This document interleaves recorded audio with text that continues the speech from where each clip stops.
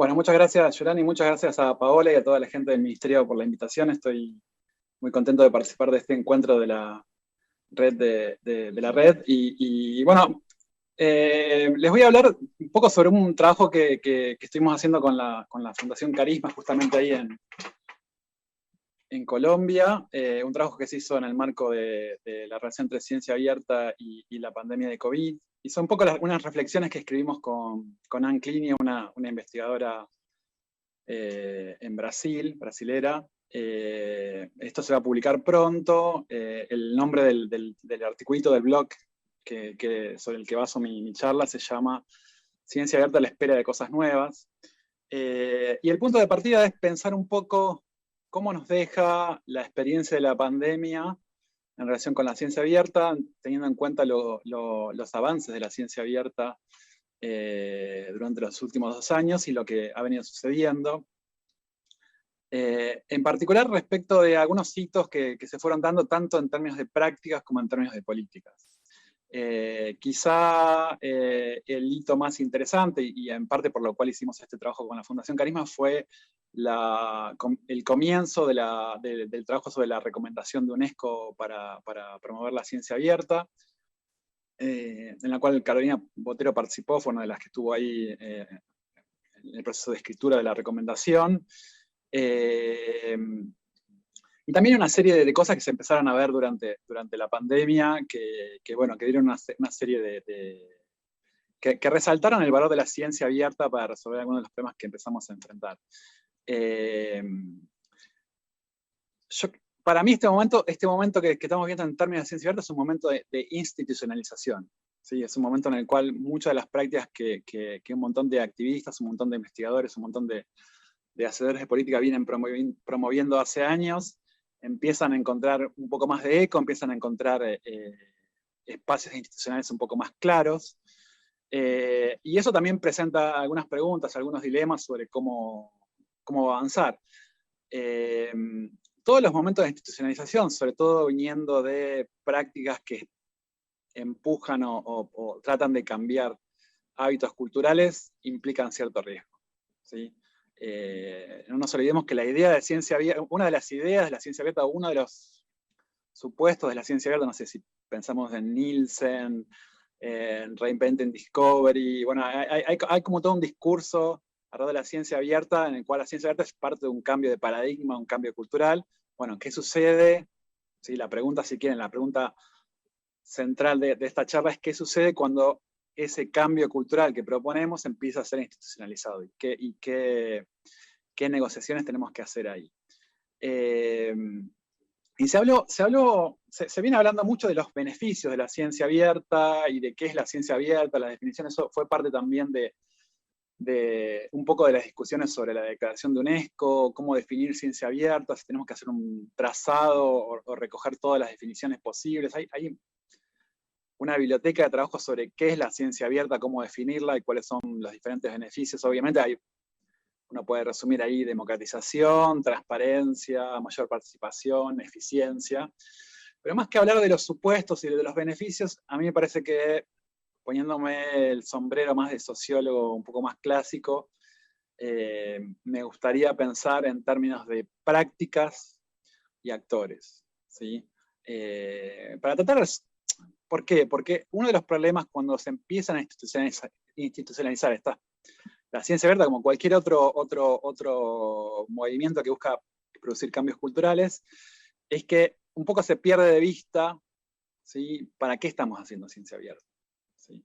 Y me parece que ese es uno de los riesgos sobre el que quiero llamar la atención, ¿sí? Sobre todo en un escenario de muy fluido, muy volátil, de cambios mucho más grandes. Entonces, ¿para qué queremos la ciencia abierta? Y para entender para qué queremos la ciencia abierta, necesitamos volver a las prácticas y a los agentes de cambio.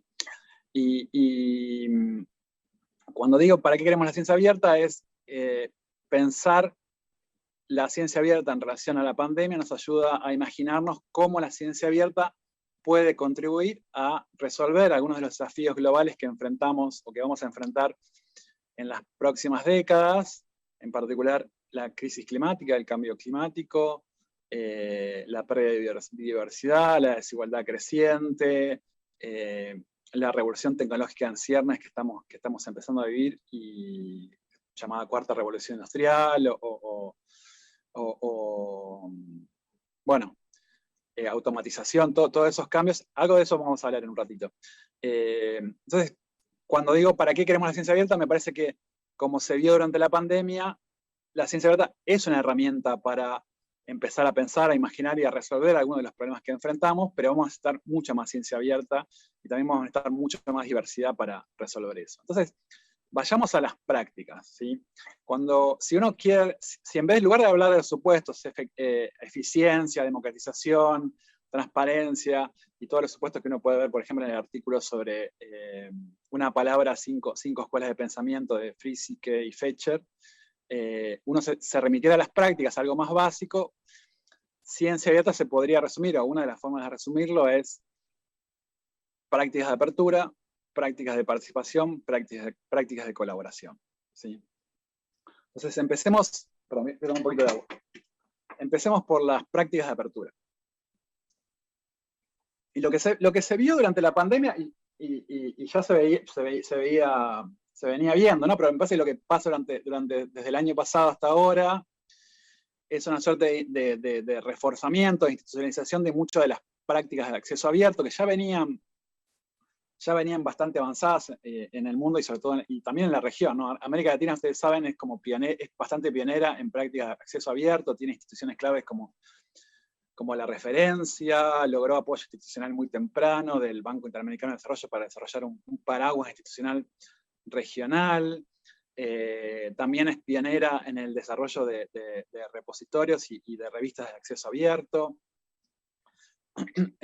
Varios países de América Latina, incluyendo Argentina, Perú, tienen leyes o normativas que fomentan y obligan a los científicos, a las científicas a depositar su trabajo, sus publicaciones, pero también sus datos en repositorios institucionales abiertos. En el caso de Argentina, que es el que más conozco, eso avanzó bastante en los últimos años. Hay una política bastante decidida de apoyar la creación de repositorios y de normar, de asegurarse que los repositorios funcionen sin que los científicos estén compartiendo su publicación en repositorios abiertos. Eso ya venía de antes, ¿no? Ya hace un tiempo que se viene avanzando con eso. Lo que sucedió durante la pandemia en los últimos 2 años, un año y medio, es que prácticas que estaban un poco menos aceptadas, o que eran aceptadas por ciertas comunidades, sino por todas. Por ejemplo, los preprints, que se usaban mucho más en ciertas disciplinas como astronomía, biología, física, matemática, tuvieron un desarrollo enorme a partir de la crisis de COVID.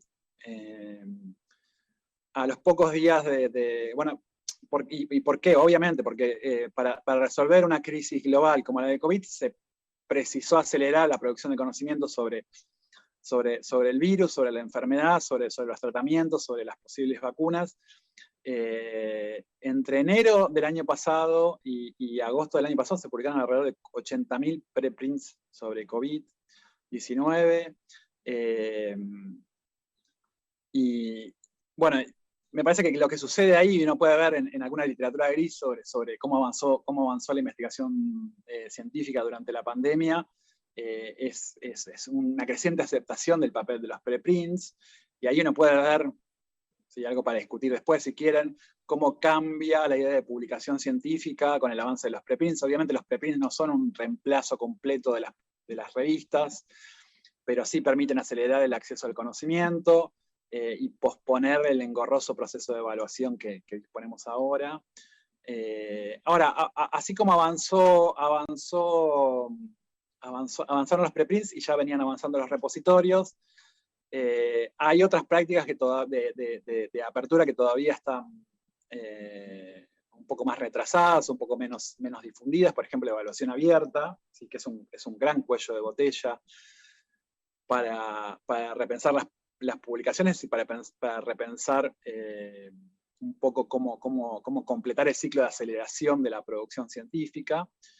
Y otra cosa interesante que se empezó a ver, ¿sí? Que es un poco más de aplicación de la ciencia, si quieren, fue que empezaron a verse algunas instancias de apertura de diseños relacionados con aplicaciones de conocimiento científico para resolver problemas de la pandemia. ¿Sí? Por ejemplo, en el caso de los respiradores mecánicos, respiradores artificiales, hubo varias colaboraciones en ese sentido y obviamente no, en muchos casos esas colaboraciones se basaron en hardware libre, o sea que también hay indicios de ahí que otras formas de apertura relacionadas con hardware libre podrían despegar fácilmente si hubiera políticas más claras al respecto, pero bueno, en general lo que tenemos es un escenario de avance bastante claro de las políticas de acceso abierto,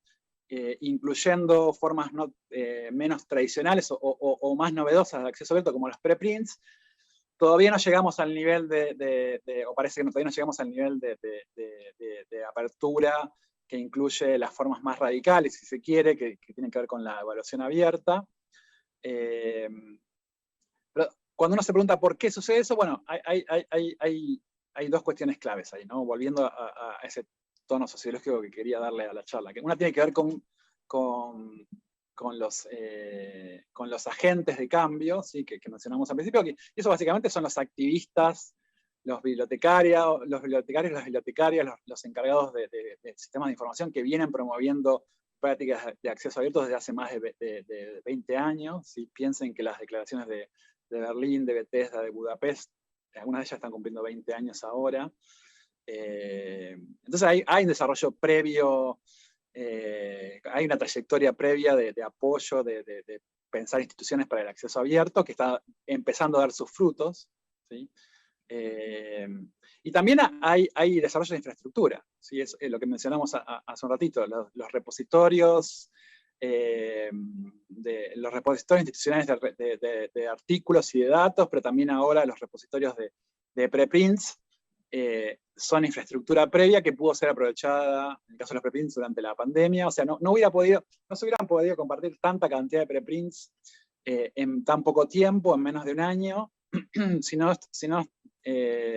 el funcionamiento previo de repositorios de preprint como bArchive o Archive o toda una serie de repositorios que incluso aquí en América Latina que están empezando, por ejemplo, Cielo está empezando a tener un repositorio de preprints, creo. Ahora, habiendo dicho esto, una de las cosas más interesantes, pero también más problemáticas, y algo que se viene discutiendo en el ámbito del acceso abierto, tiene que ver con, o dicho de otra manera, uno de los problemas del acceso abierto, de la institucionalización del acceso abierto y de las prácticas de apertura, surge justamente del éxito de esas prácticas. ¿Sí? ¿Por qué? Porque lo que se ve claramente es un modelo de apertura en el cual las instituciones públicas, las universidades, los laboratorios de investigación están empezando a compartir la producción de conocimiento que realizan, y no está claro cómo lidiar, cómo tratar con lo que en la economía se llaman free riders. ¿Sí? Por ejemplo, el uso de datos que sucede cuando los investigadores cuelgan sus publicaciones o sus datos en repositorios privados como ResearchGate. ¿Sí? O qué sucede con el uso de datos que hacen o la inteligencia tecnológica que pueden hacer las grandes editoriales como Willy, como Elsevier. Hay algunos casos anecdóticos también de grandes universidades de los países centrales que toman datos de repositorios de América Latina, y claro, tienen mucho más poder de computación, de cálculo, y bueno, pueden tomar toda una base de datos en poco tiempo y empezar a usarla con sus propios fines y no hay ninguna reciprocidad ahí. Entonces me parece que hay... El éxito del acceso abierto plantea nuevas preguntas que tenemos que empezar a pensar desde la política, sobre el tipo de licencias que podemos usar, sobre el tipo de acuerdos que se pueden hacer, porque básicamente lo que está empezando a suceder, y lo que ya está sucediendo hace tiempo, es que hay actores muy poderosos, plataformas tecnológicas muy poderosas, incluyendo las 5 grandes empresas tecnológicas más grandes del mundo, ¿sí? Google, Facebook, Amazon, que están empezando a hacer minería de datos y desarrollar prácticas de apropiación asimétrica de esos datos. ¿Sí? Entonces, eso es un fenómeno interesante, pero hay que empezar a tenerlo en cuenta en torno de la política. ¿Sí? Ahora, el problema es que la apertura en sí misma, ¿sí? Acá voy a hacer un descargo de partes, ¿no? Para mí la apertura es un proceso súper interesante, pero no es suficiente para pensar en ciencia abierta, ¿no? Si nos quedamos solamente con la apertura, la ciencia abierta queda un poco trunca, ¿no? Porque ¿qué sentido tiene poner a disposición toda la información científica que tenemos si la gente no termina de entender eso o no termina de ser parte de ese proceso? ¿Sí? Y eso en un contexto en el cual que se vio también, la pandemia disparó un montón de cosas, se vio durante la pandemia de manera más clara, pero es algo que ya se venía viendo, una creciente desconfianza hacia los expertos, hacia los científicos inclusive, y esa desconfianza obviamente tiene múltiples razones, tiene que ver con fenómenos de posverdad, tiene que ver con fenómenos de exceso o gran diversidad de fuentes de conocimiento, donde las fuentes de conocimiento legítimas se equiparan con fuentes de conocimiento ilegítimo, todo lo que dice Weinberg en su hermoso libro Demasiado grande para conocer, Too Big to Know. Pero bueno, me parece que haciendo caso al libro de Weinberg, una de las cosas que se puede pensar es que la apertura en sí misma no alcanza para reencantar o reenamorar a la ciudadanía con la producción de conocimiento científico. ¿Sí? ¿Por qué? Porque la ciudadanía ya tiene acceso a un montón de información, tiene acceso a un montón de conocimiento y tiene la posibilidad de participar en procesos de producción de conocimiento como nunca antes, en producción de conocimiento, producción de tecnologías. Entonces, me parece que ahí hay algo que tenemos que empezar a entender, es que no alcanza solamente con liberar el conocimiento, con poner el conocimiento a disposición, sino tenemos que empezar a pensar formas de participación. Y las formas de participación son el segundo elemento clave de la ciencia abierta. Ustedes saben que bueno, América Latina también es un lugar privilegiado para pensar en formas de participación en la producción de conocimiento científico. Tenemos una tradición muy amplia, muy venerada de desarrollo de prácticas de participación, por ejemplo, investigación, acción participativa. Ahí, en Colombia es un país, bueno, lo tiene Falsborda, es un investigador súper venerado, súper pionero en este tema. Freire en Brasil, bueno, y durante la década de 60, 70 se desarrollaron varias iniciativas de participación en la región, que constituye una tradición interesante para retomar, ¿no? En términos de participación. Y eso se encuentra con las nuevas prácticas de participación en la producción de conocimiento científico que vemos en todo el mundo y en la región, que obviamente incluyen a la ciencia ciudadana. Ustedes saben que la ciencia ciudadana es de las prácticas más conocidas. No está tan apoyada en la región, hay pocos, diría casi ningún programa de apoyo a la ciencia ciudadana de manera directa en la región. ¿Sí? Hay algunas cosas que se están empezando a hacer, pero bueno, habría que investigarlo un poco más. Yo no conozco muchos programas de apoyo a la ciencia ciudadana. Sí hay un montón de iniciativas, ¿sí? Hay un montón de iniciativas de ciencia ciudadana, y hay colaboraciones muy interesantes entre capítulos de, por ejemplo, eNaturalist, Argentinate en Argentina, con el programa eNaturalist de manera global. Lo mismo sucede con IBER. Y bueno, después hay un montón de iniciativas locales de ciencia ciudadana. O sea que eso está desarrollado, ¿sí? Y hay cada vez más interés por parte de los científicos en utilizar mecanismos participativos como los de ciencia ciudadana. No está tan reconocido en términos de política, ¿sí? Ahora, más allá de eso, ¿sí? Hay algo, me parece, que está detrás del telón de lo que se ve en ciencia ciudadana y que muestra formas de participación más amplia, que que son un poco más desafiantes, que también vale la pena mencionarlos, ¿no? Por ejemplo, algo hablamos sobre hardware libre, el caso de software libre es otro, donde las formas de contribución de los ciudadanos, tanto en hardware como en software, bueno, son un poco menos asimétricas, ¿no? Porque en ciencia ciudadana lo que sucede mucho, la mayor parte de los proyectos de ciencia ciudadana son contributivos, donde los ciudadanos simplemente reconocen una especie o hacen algún análisis de datos, pero encontrar formas participativas donde los ciudadanos participen en la construcción de la agenda, la construcción del problema,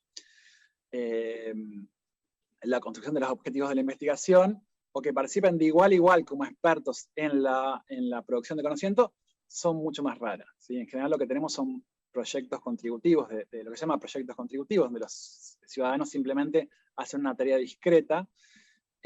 Cuando uno mira lo que sucede en hardware, en software libre, eso es diferente, porque una persona que puede programar, una persona que puede contribuir con el diseño de un artefacto, de un sensor, un artefacto electrónico, puede no necesariamente tener un título científico, puede ser un hacker o un experto en programación, o alguien alguien que está estudiando la carrera de ciencias de la computación o de ingeniería, lo que sea, y no pertenecer a un laboratorio de investigación, pero puede contribuir de igual a igual a esos proyectos, y ahí me parece que lo que se da es una colaboración mucho más amplia, donde hay fronteras mucho más difusas, ¿sí? Fronteras mucho más fluidas, si quieren. Y eso, por supuesto, desafía un poco esta idea de que la participación es una cosa discreta o limitada, y requiere repensar cómo vamos a reconocer e incorporar y a facilitar esas formas de participación, ¿sí? Una de las cosas que vimos en el estudio financiado por Carisma, en la consultoría, fue una cosa que vimos y que quisimos resaltar, es que lo que se vio en la pandemia es un montón de iniciativas de ciencia abierta motorizadas por ciudadanos, ¿sí? Desde Baja la Curva hasta iniciativas de identificación de proyectos sociales, hasta iniciativas de identificación de especies. Bueno, hubo también un montón de iniciativas de colectivos makers produciendo mascarillas y distintos diseños de artefactos, y, bueno, sensores, por ejemplo, hubo un montón. En Argentina hubo proyectos, hay proyectos de construcción de sensores de dióxido de carbono que están haciendo con estudiantes. Lo que se vio, para decirlo de manera rápida, es un montón de interés, un montón de voluntad en participar en la construcción de conocimiento científico para resolver el problema del COVID. ¿Sí? Y eso es un potencial enorme de participación que todavía no estamos aprovechando, que es un enorme potencial de inteligencia colectiva que todavía no tiene lugar en las políticas de ciencia abierta y que tenemos que empezar a considerar. Y de nuevo, volviendo al tema de los elementos sociológicos, ahí suceden dos cosas. Por un lado, las iniciativas o las redes de hardware libre y de ciencia ciudadana en la región son mucho más recientes, ¿sí? Está la RICAP, hay un capítulo de GOSH en América Latina, hay un activismo muy interesante en los dos casos, ¿sí? En el caso de la RICAP, de la Red de Ciencia Ciudadana para América Latina, y de GOSH, que es el Gathering la reunión de hardware libre para la ciencia, ¿sí? Traducido al castellano. Bueno, ahí hay varios activistas en Chile, en Argentina, en Brasil, en Colombia, en Perú. Pero bueno, son organizaciones mucho más recientes, con gente más joven también, gente mucho más joven, que recién está terminando su doctorado, que recién están empezando a dar sus primeros pasos como investigadores. Y también, y al mismo tiempo, tampoco tenemos un desarrollo institucional de infraestructura dedicada a eso. ¿Sí? No hay, o hay muy poco de repositorios de software libre relacionados con la producción de conocimiento científico. Hay muy poco o casi nada de repositorios de hardware libre en la región relacionados con el hardware libre para la ciencia. Sí, eso es otro tema. Tiene que ver con trayectorias, ¿no? Son prácticas más recientes. El hardware libre empieza a tomar vuelo a partir de 2010, acceso abierto le lleva unos 10, 15 años de anticipación, pero en vista de lo que sucedió durante la pandemia y en vista del potencial que tiene el desarrollo de hardware libre y el desarrollo de software libre en las prácticas científicas, es hora de empezar a tomar nota también de esas prácticas de participación y no solamente limitarlos a las prácticas de ciencia ciudadana, que es el siguiente paso obvio, por eso me quiero adelantar un poco, es el siguiente paso obvio, empezar a apoyar las prácticas de ciencia ciudadana, pero hay mucho más allá de las prácticas de ciencia ciudadana. ¿Sí? Empezando por prácticas de ciencia ciudadana más participativas, más donde involucren a la población no solamente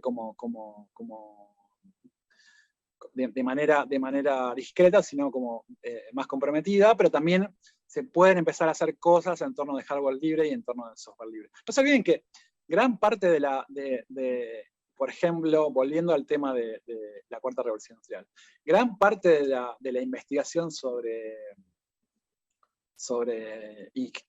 inteligencia artificial, sobre machine learning, sobre todas estas técnicas nuevas de análisis de datos, se hace básicamente con software libre, ¿sí? Se hace básicamente con Python y con básicamente Python y otras instancias de software libre, y ahí no solamente colaboran científicos, hay un montón de ingenieros, hay un montón de empresas, hay un montón de otros actores que están colaborando en esos espacios. Entonces, bueno, es un llamado de atención sobre la necesidad estoy mirando el tiempo, a ver cómo estoy, estamos bien.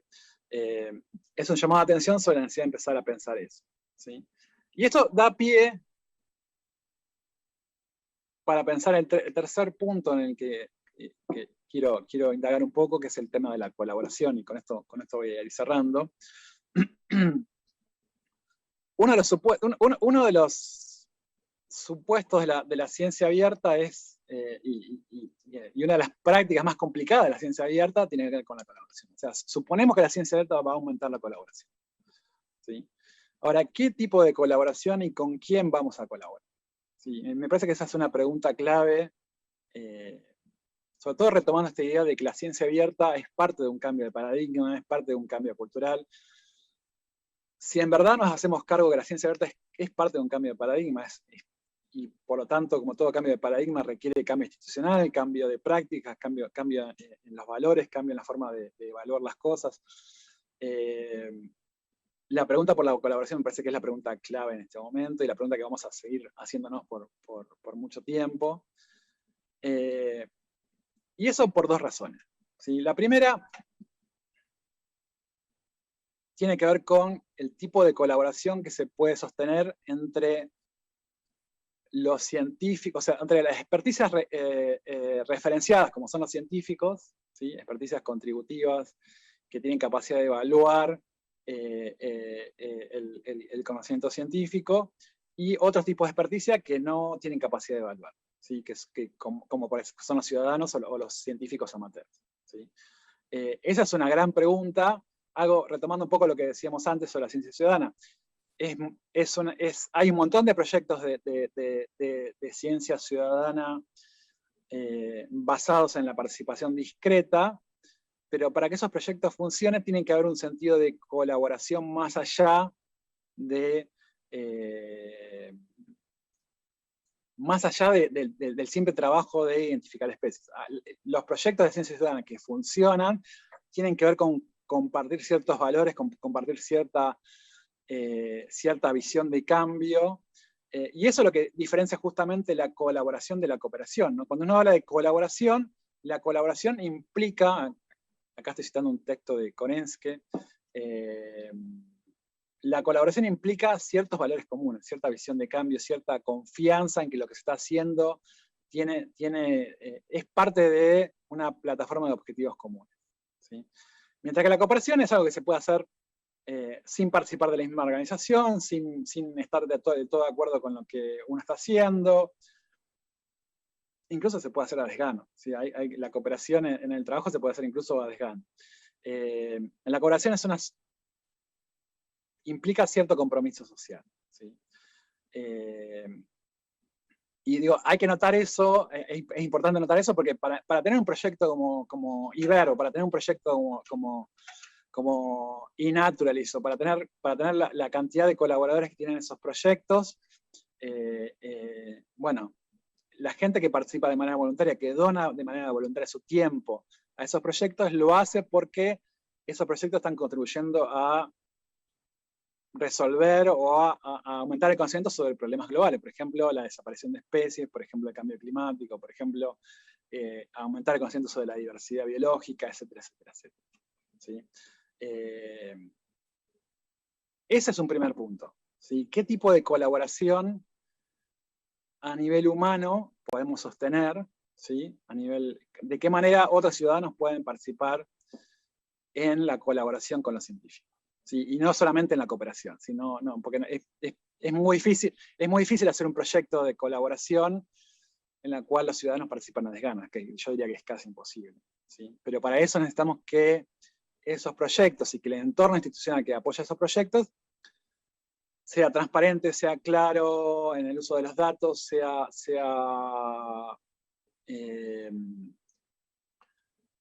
tenga una visión de un proceso que invita al compromiso de los ciudadanos con ese proyecto, y no solamente, no estoy seguro si en todos los casos se alcanza con el avance de la ciencia, ¿sí? Con prometer el avance de la ciencia. Me parece que hay que pensar un poco más ahí. Eso por un lado, ¿sí? También para discutirlo, ¿no? Me parece que hay, abro eso como una pregunta, no estoy tan seguro, pero me parece que hay algo ahí que tenemos que empezar a considerar. El otro punto, perdón, voy a tomar un poquito de agua. El otro punto que me empezó a preocupar un poco más en los últimos meses tiene que ver con la creciente automatización del proceso de investigación científica, ¿sí? Les voy a contar una historia muy chiquita, no sé cuánto tiempo tengo unos minutos. Uno de los proyectos, un proyecto muy interesante de ciencia ciudadana que se venía desarrollando desde 2008, se llama Foldit, ¿sí? O plegalo, algo así. Que es básicamente un proyecto, es un juego electrónico desarrollado por la Universidad de Washington que permite simular el plegado de proteínas. ¿Sí? Para los que saben biología, yo no soy biólogo, soy sociólogo, pero bueno, básicamente el descubrir la estructura de las proteínas es un proceso muy, muy engorroso, muy costoso. Se puede hacer por cristalografía, se puede hacer por simulación computacional, pero es muy difícil de lograrlo o es muy costoso. Entonces este juego lo que quería hacer era simular ese proceso, abriendo la participación de ciudadanos para que, es como un Lego biológico, uno va armando en la computadora cómo podrían funcionar las proteínas y eventualmente encontrar una resolución para cómo funcionan algunas proteínas. Y Foldit fue bastante exitoso, descubrió, hay un videito por ahí si lo quieren buscar, se llama The Contenders, que un grupo de jugadores de Foldit descubrió en 15 días la estructura del virus del HIV en monos. Tardaron muy poco tiempo en realizar la estructura de la proteína que se quería descubrir desde hace décadas, y este grupo de colaboradores que se llama The Contenders logró hacerlo en pocos meses. Y a partir de la pandemia de COVID, Foldit lanzó su propio desafío para descubrir algunas proteínas relacionadas con la proteína Spike del virus de COVID, para acelerar la posibilidad de encontrar blancos para drogas que traten el COVID. ¿Sí? Entonces, ese proyecto sigue teniendo su utilidad. En su momento tenía alrededor de 200.000 colaboradores. Era un proyecto grande, es un proyecto grande. Y eso relativamente funciona, ¿no? Podría ser relativamente, es un proyecto que funciona, tuvo excelentes resultados. Ahora, el último año surgió una iniciativa que ya no requiere de participación ciudadana, sino que requiere de inteligencia artificial para hacer el mismo proceso que hacen los ciudadanos. Y esa iniciativa es AlphaFold. ¿Sí? AlphaFold, si saben algo o si conocen la historia de Machine Learning, de Deep Learning, es una iniciativa de una empresa que se llama Deep Learning, ¿sí? Que ahora es subsidiaria, fue comprada por Google, y que Deep Learning es la empresa que logró desarrollar un software que se llama AlphaGo, que fue el primer software que derrotó al campeón, a un ser humano, al campeón mundial de Go. Así que es un juego complejo por su simplicidad, ¿no? La cantidad de variaciones. Se dice que la cantidad de variaciones que puede tener, o la cantidad de posibilidades de movidas de juego supera la cantidad de estrellas en el universo, ¿sí? Bueno, AlphaFold, hay un documental sobre AlphaGo, perdón, me estoy confundiendo los nombres ahora. Hay un documental sobre AlphaGo y ahí muestran in the making cómo desarrollaron ese software, cómo lo testearon con juegos electrónicos. El software aprende por sí mismo, aprende usando juegos electrónicos. Y cómo, llegado el momento, derrotó a Lee Sedol. Lee Sedol estaba, el campeón mundial coreano, estaba confiado que iba a ganar y derrotó a Lee Sedol. Y esa misma tecnología, ese mismo tipo de programación que se llama Deep Learning, se utilizó para hacer simulación de proteínas y lograron una tasa muy alta, más del 90% de simulación, 5 minutos, ya termino, de simulación de proteínas. Entonces, ahí me parece que hay otro desafío, ¿no? que muy a tono de los tiempos que estamos viviendo, que es la colaboración que tenemos que pensar no solo es entre científicos y ciudadanos, sino también entre científicos, ciudadanos y software, ¿sí? O máquinas, ¿sí? O sea, ¿cómo vamos a colaborar con este software? Y ahí me parece que el escenario problemático es esa posibilidad, ¿sí? Volviendo un poco atrás, ¿no? Uno de los problemas que tenemos en la actualidad, en parte por las redes digitales, en parte por el cambio hacia la cuarta revolución industrial, en parte porque estamos viendo una sociedad de conocimiento, es una creciente desconfianza en los expertos, ¿sí? Sí. 5 minutos. Mariano, tenemos una pregunta que sí. quisiéramos compartirte, como Dale, nos pediste aquí inmediatamente en la transmisión, que dice, ¿se está pensando en metodologías de investigación que se gestan de la investigación acción participativa IAP y sus desarrollos actuales? Alguien del público nos pregunta. Mira, yo estoy colaborando con gente aquí en Argentina que está desarrollando programas de investigación para la conservación de especies que hace un proceso, no es una participación discreta, sino que involucran a actores interesados. Es un programa para tratar, es una bióloga que está tratando de estudiar los procesos de exterminación de especies nativas en Argentina, si lo que hace es compartir el conocimiento que tienen viveristas, o sea, personas que se dedican al cultivo de especies vegetales, de árboles, para tratar de entender junto con ellos cómo se hace ese proceso. Pero hay un montón de esas iniciativas, ¿sí? En Argentina, por ejemplo, hay una iniciativa, hay varias iniciativas en la Facultad de Ciencias Exactas en Argentina que buscan involucrar a la ciudadanía afectada por procesos, por ejemplo, de contaminación para descubrir si usando, no me acuerdo el nombre de la iniciativa ahora, pero usando algas modificadas para descubrir si hay glifosato en agua, por ejemplo. Hay varias iniciativas en ese sentido. El problema con las iniciativas más participativas es que son mucho más complicadas de realizar, porque no es simplemente subir una app o desarrollar un taller, sino que hay que desarrollar el proceso participativo lleva mucho tiempo. Hacer un taller participativo, hacer una serie de instancias participativas, implica entrar en contacto con los problemas de la gente, con el conocimiento de la gente, y bueno, el compromiso afectivo y el compromiso público es mucho mayor y por eso lleva mucho tiempo, y eso se da de patadas con el tipo de financiamiento que tienen estos proyectos.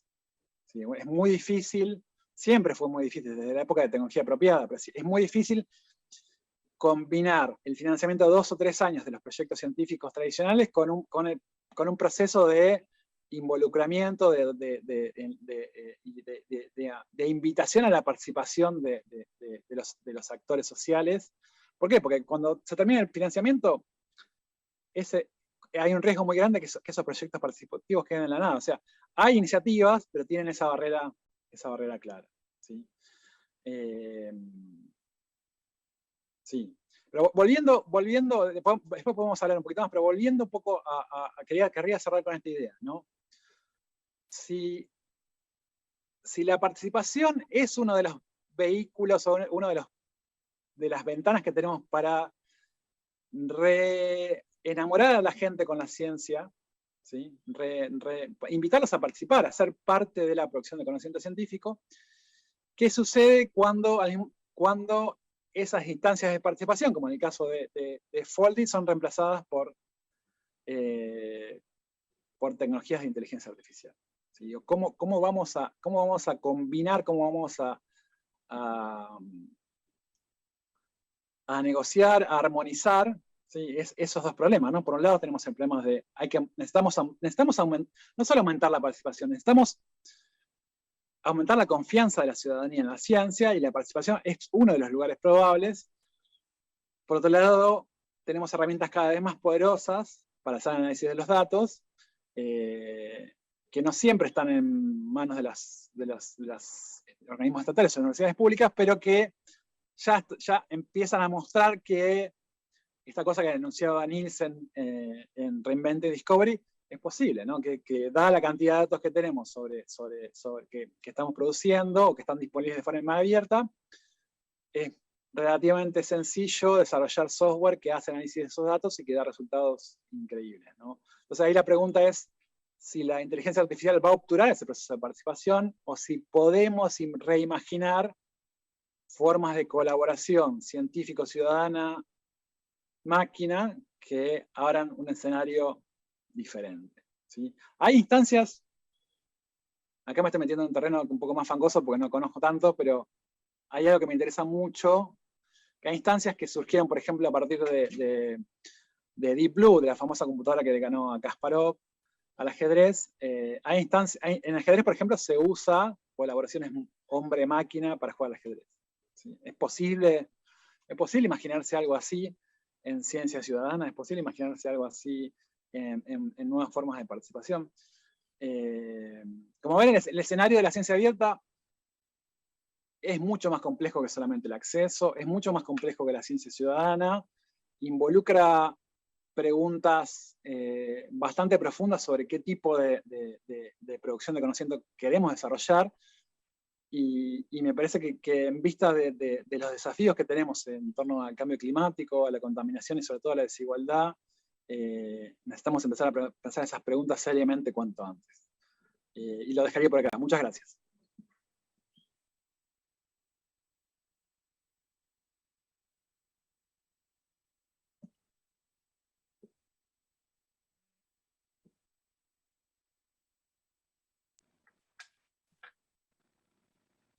Mariano, muchísimas gracias.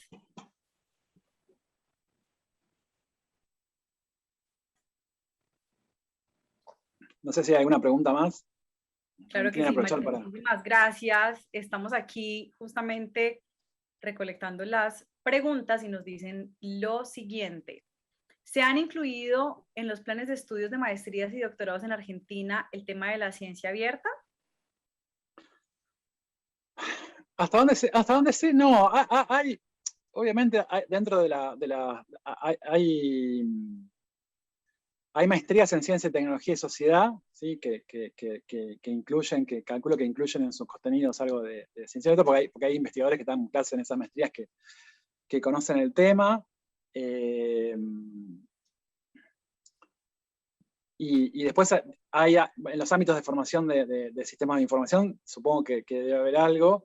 No es una política de que la formación de posgrado, la formación de grado, no existe una política de la formación de grado, de posgrado, incluya la formación en prácticas de ciencia abierta, aunque hay ideas sobre eso, ¿no? Me parece, ahora en Argentina hay una comisión asesora sobre ciencia abierta donde participan algunos amigues, y calculo que están pensando alguna cosa de eso, como también están pensando algunas cosas de ciencia ciudadana y de nueva infraestructura para otras prácticas de apertura. Pero bueno, eso es parte del proceso de institucionalización, me parece que son los desafíos que se vienen, ¿no? Tenemos otra pregunta, Mariano. Nos dicen, son varias líneas investigativas. ¿Dónde poder trabajar y poner en práctica las hipótesis propuestas? No sé si se refiere a las hipótesis que hice yo. No entiendo. Si me pueden ampliar la pregunta, pues no sé para dónde está yendo, pero si quieren pasamos a otra pregunta. O la persona que la hizo, ¿quién la hizo? ¿No? ¿Paola? Paola supongo que la ver. La sacamos del chat de YouTube. Claro. Sí. Tenemos otra, Mariano, mientras la persona que nos preguntó puede ampliar. Dice, en la perspectiva que has planteado, ¿cuáles son los desafíos para esa institucionalización de la ciencia abierta? Me parece que el desafío más urgente ahora es empezar a imaginar cómo serían las formas de participación adecuadas para nuestro país. ¿Sí? Teniendo en cuenta, cuando yo hablo aquí viene mi sesgo de sociólogo y de investigador de movimientos de innovación de base, ¿no? Cuando habla de institucionalización,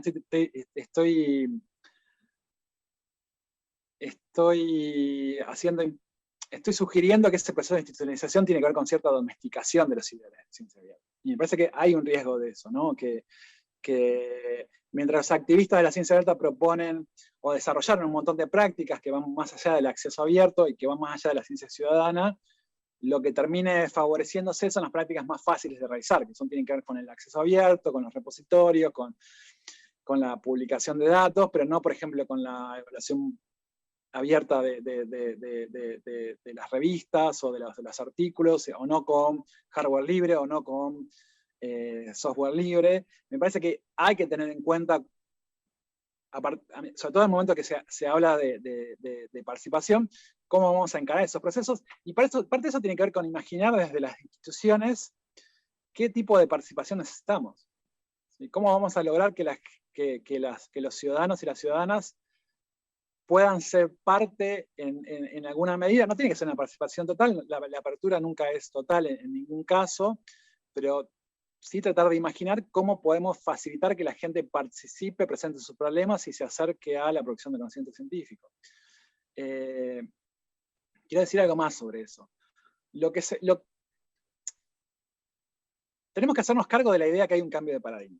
¿Sí? Si venimos diciendo que la ciencia abierta es un cambio de paradigma, tenemos que hacernos cargo de que es un cambio de paradigma.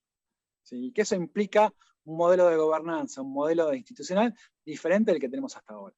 No es posible hacer un cambio de paradigma si mantenemos las mismas instituciones, la misma forma de gobernar la producción de conocimiento científico. ¿Sí? Y necesitamos reimaginar eso porque el potencial, o sea, lo que muestran los casos de ciencia ciudadana, INATRE, CIBER, Foldit, el gran proyecto Sunflower, un montón de proyectos de ciencia ciudadana, es que es posible contar con 200.000, 300.000, INATRE está llegando a 1 millón de colaboradores. ¿Sí? Es posible contar con cientos de miles de personas colaborando en la producción de conocimiento científico.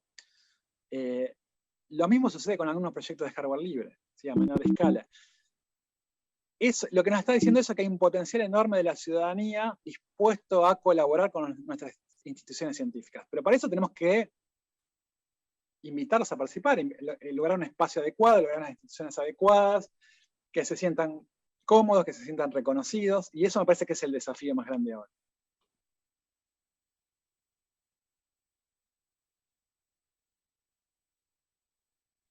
Mariano, tenemos otra pregunta que dice, Bien. ¿Cómo sería el balance del desarrollo de la ciencia abierta versus el interés reciente de las universidades en explotar las tecnologías? Se debe referir a las tecnologías de automatización, de inteligencia artificial. Me parece que es un escenario, es un escenario muy fluido, muy reciente. Es parte de mis preocupaciones porque estoy empezando a trabajar sobre el tema de automatización y algo que con Adrian Smith llamamos post-automatización, que es una forma de pensar la automatización alternativa, más desde los movimientos de innovación de base, de los hackers, de los makers, de otra gente que ya viene desarrollando tecnologías de automatización. Me parece que hay un riesgo obvio ahí, es que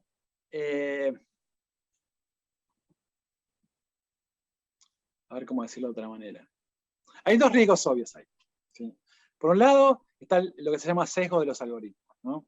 Es relativamente sencillo programar software para hacer análisis de datos, ¿sí? A partir de Machine Learning y otras técnicas, pero ese software tiene siempre un sesgo de algoritmo, ¿no? ¿Sí? Un sesgo de los que programaron están buscando algo de acuerdo a ciertos parámetros, ¿no? O sea, las máquinas no deciden por sí solas. Hay un montón de parámetros que son insertos por los investigadores, por ejemplo. Y eso, por ejemplo, se ve en el caso de Planet Hunters, una iniciativa de ciencia ciudadana dedicada al descubrimiento de exoplanetas. ¿Sí? Planet Hunters usaba información del telescopio Kepler, ¿sí? Dedicado a la observación de exoplanetas, y para hacer análisis de las fotos que sacaba el telescopio, los científicos usaban técnicas de análisis de datos, hasta que un grupo de científicos dice, vamos a invitar a los ciudadanos a participar en el descubrimiento del análisis de las imágenes de ocultamiento ocultamiento de la estrella a partir del pasaje de los planetas. Y al principio los científicos que hacían análisis con métodos computacionales decían, bueno, pero ¿qué van a encontrar los ciudadanos que no encuentran en software? ¿Sí? Y en realidad los ciudadanos encontraron cosas que el algoritmo no veía. ¿Sí? Cosas súper interesantes como,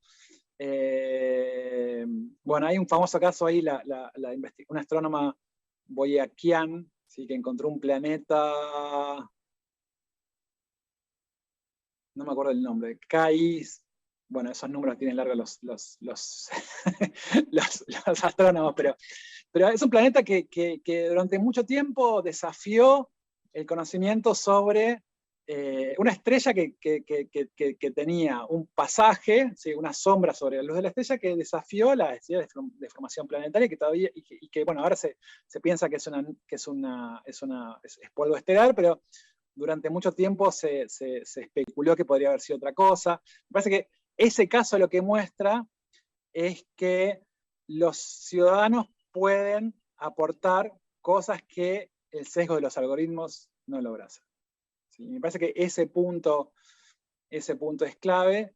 Y el otro punto clave es que la estrategia de apuntar solamente a usar mecanismos computacionales es problemática en parte porque los países de la región están en inferioridad de condiciones en términos de capacidad computacional respecto de los países centrales.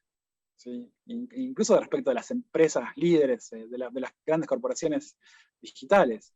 Me parece que hay algo ahí donde tenemos que empezar a encontrar un camino propio, donde es muy difícil competir con las capacidades acumulables que tienen los países centrales y que tienen los... No digo que haya que descartar eso, me parece que hay que empezar a pensar mucho más creativamente esos procesos. ¿Sí? Que esta idea de que vamos a competir cabeza a cabeza en la cuarta revolución industrial con los países centrales, con China o con los gigantes corporativos como Amazon, como Facebook, como Google, me parece que es otra vez una estrategia que nos puede condenar a un lugar muy secundario, no solo en la producción de conocimiento científico, sino en términos de política de innovación.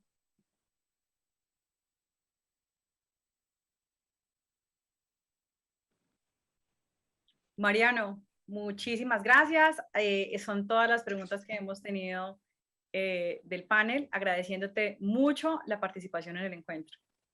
Buenísimo, muchísimas gracias a ustedes. Muchas gracias. Nos vemos pronto.